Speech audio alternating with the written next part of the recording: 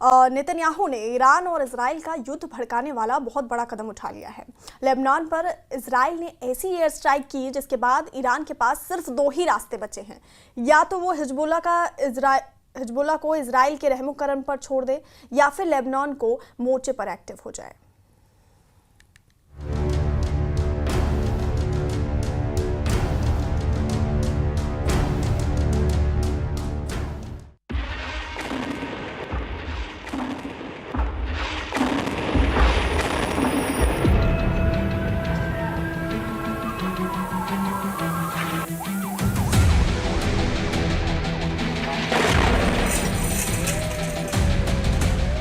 दक्षिण बेरूत पर हमला हुआ, इजराइल का बम गिरा और इस 10 मंजिला इमारत का हाल देखिए।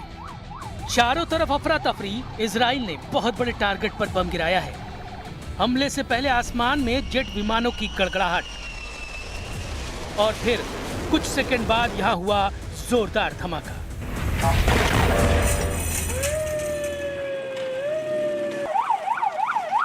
इजराइल ने हिजबुल्लाह के बहुत बड़े कमांडर हैसम अली तबतबाई को मार डाला है। हैसम अली तबतबाई ने ही हिजबुल्लाह की रजवान कमांडो फोर्स तैयार की थी। रजवान कमांडो फोर्स हिजबुल्लाह की सबसे खतरनाक फोर्स मानी जाती है। एक ड्रोन के थर्मल कैमरे से रिकॉर्ड की गई ये तस्वीरें देखिए। इजराइल ने ये वीडियो जारी किया है। बताया है कि कैसे उस अड्डे को उड़ाया गया जहां पर कमांडर तबतबाई के मौजूद होने की सीक्रेट जानकारी मिली। हमले को और डिटेल से समझने के लिए AI से बनाया गया ये वीडियो देखिए। दक्षिण बेरूत पर उड़ते हुए टारगेट इजराइल के विमानों ने बम गिराए और फिर यहाँ अफरा तफरी देखिए। इजराइल ने हिजबुल्लाह के बड़े कमांडर हैसम अली तबतबाई पर नजरें गड़ाई हुई थी, इसमें कोई शक नहीं।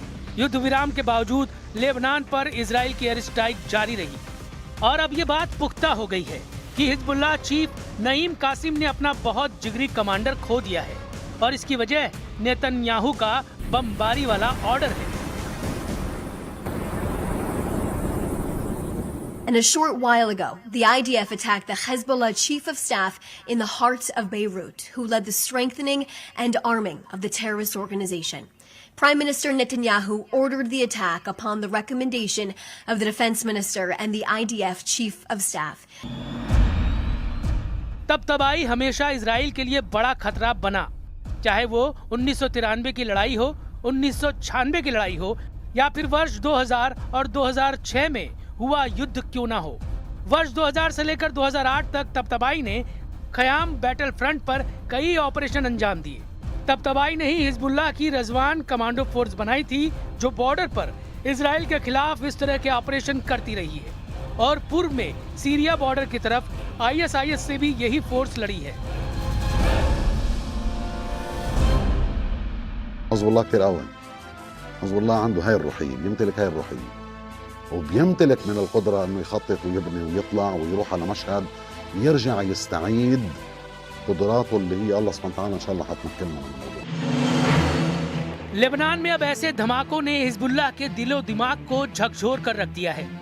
फिर देखिए, लेबनान में गिराए गए ऐसे हर बम पर नेतन्याहू के दस्तखत होते हैं। इस धमाके से निकले काले धुएं में एक बार फिर हिजबुल्लाह और इजराइल का नया युद्ध नजर आ रहा है। इस धमाके ने हिजबुल्लाह को एहसास दिला दिया है कि अगले टारगेट के तौर पर नेतन्याहू नईम कासिम को चुनने वाले हैं, यानी हिजबुल्लाह चीफ। अगर नईम कासिम को इजराइल टारगेट बनाता है तो समझ लीजिए गाजा से भी बड़ा युद्ध लेबनान में शुरू हो सकता है, क्योंकि फिर इसमें ईरान भी शामिल होगा और नेतन्याहू का असली मकसद भी ईरान से जंग है। इजराइल हिजबुल्लाह और हमास की आड़ में दक्षिण लेबनान पर बम बरसा रहा है, चाहे वो तायर हो या फिर सिदौन। फिलिस्तीन शरणार्थी कैंप इजराइल के टारगेट पर हैं। इजराइल का दावा है कि दक्षिण लेबनान में ऐसे टारगेट तबाह किए जा रहे हैं जहां इजराइल के खिलाफ साजिश हो रही है। צה"ל חיסל את עלי טבטבאי, רמטכ"ל ארגון הטרור חיזבאללה. טבטאי הוא רב מרצחים. ידיו מגואלות בדם של ישראלים ואמריקנים רבים. ולא בכדי, ארצות הברית הציעה פרס כספי של $5 מיליון על הראש שלו. טבטאי שימש כמפקד בכיר בכוח רדואן זה הכוח שהתכונן לכבוש את הגליל ולשחוט הרבה מאזרחינו.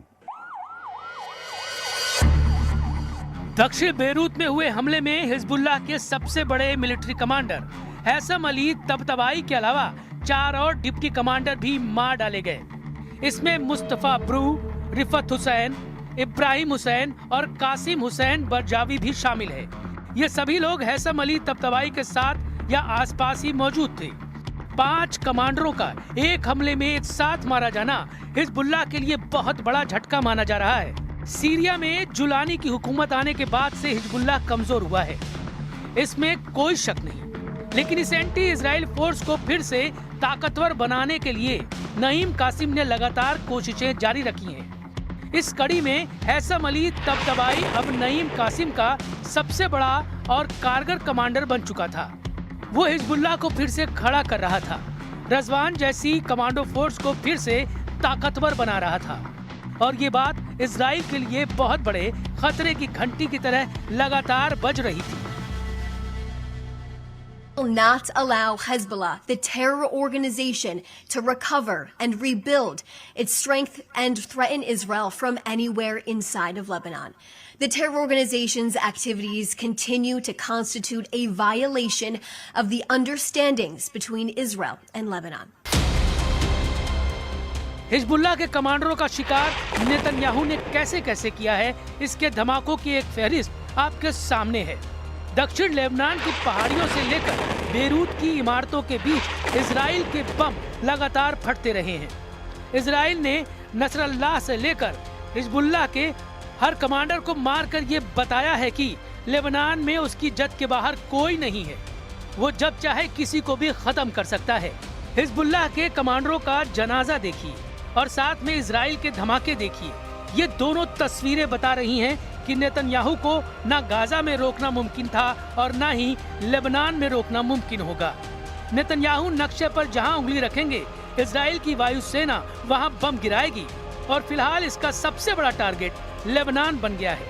चाहे वो पेजर वाले बम धमाके हों या फिर नसरल्लाह को बंकर बस्टर बम से गिराकर मारने वाला प्लान। नेतन्याहू के दिलो दिमाग में इस वक्त सिर्फ और सिर्फ हिजबुल्लाह चल रहा है। वो किसी भी कीमत पर हिजबुल्लाह से हथियार छीनना चाहते हैं। वो हिजबुल्लाह को पूरी तरह से खत्म कर देना चाहते हैं। नेतन्याहू ने लेबनान के आगे लगातार ये डिमांड रखी है कि अगर बातों से नहीं तो धमाकों से सही वो हिजबुल्लाह को मिटा कर रहेंगे। לאחרונה הוא הביא לחידוש המאמצים של חיזבאללה להתחמש מחדש. זה כמובן לאחר המכות הקשות שחיזבאללה ספג במבצע הביפרים, בפגיעה במאגרי הטילים שלו, וכמובן בחיסול נסראללה. אני מודה לצה"ל ולכוחות הביטחון שביצעו היום פעולה מקצועית, מדויקת ומוצלחת. המדיניות שאני מוביל ברורה לחלוטין. תחת הנהגתי, מדינת ישראל לא תאפשר לחיזבאללה לבנות את כוחו מחדש. हिजबुल्लाह चीफ नईम कासिम का इस वक्त बहुत ज्यादा तनाव में होना लाजमी है। नईम कासिम ने इजराइल की बमबारी में अपना बहुत भरोसेमंद कमांडर हैसम अली तबतबाई को खो दिया है, क्योंकि पिछले 3 दशकों में तबतबाई काफी सक्रिय रहा है।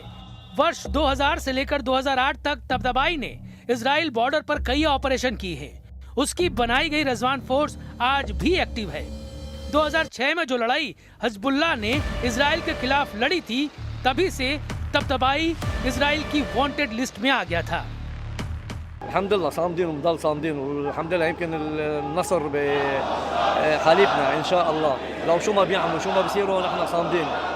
هيدي بلدنا وهيدي ارضنا ونحن رح نضل صامدين.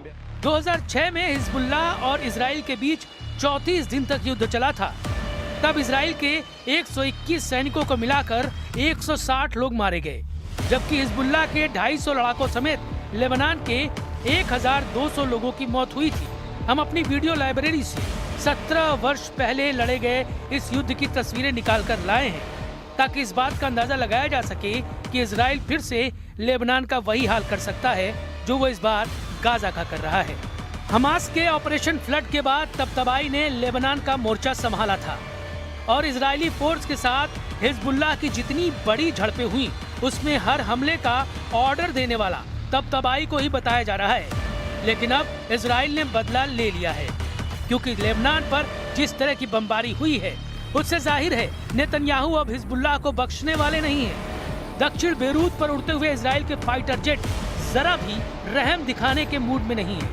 वो लगातार हिजबुल्लाह को टारगेट कर रहे हैं। इजराइल ने हिजबुल्लाह के बड़े कमांडर हैसम अली तब्तबाई को जिस तरह मारा है, वो अब कासिम के लिए भी बहुत बड़ी वार्निंग बन गया है। 2023 और 2024 में दुनिया ने देखा कि कैसे उत्तर इजराइल हिजबुल्लाह के हमलों के खौफ से खाली हो गया था। इजराइल को बॉर्डर वाले हर इलाके को खाली करना पड़ा। 60 किलोमीटर के दायरे में करीब 50,000 की आबादी अपना घर छोड़कर दक्षिण इजराइल की तरफ चली गई थी। इसके बाद हुए सीजफायर में युद्ध तो रुका, लेकिन इजराइल के हमले जारी रहे। हसन नसरल्लाह की मौत और सीरिया वाला हथियार सप्लाई रूट कटने से हिजबुल्लाह बैकफुट पर चला गया और ये नेतन्याहू का ऐसा डबल ट्रैप साबित हुआ जिसके आगे ईरान भी मजबूर हो गया। नेतन्याहू जानते हैं कि हथौड़ा गर्म है, इसी वक्त वार करना जरूरी है। इसलिए सवाल है कि अब हिजबुल्लाह चीफ नईम कासिम कब तक सुरक्षित है, क्योंकि नेतन्याहू ने बता दिया है कि वो तो नहीं रुकेंगे। हमास के बाद उनके टारगेट पर हिजबुल्लाह है और अब ईरान भी उसे नहीं बचा पाएगा।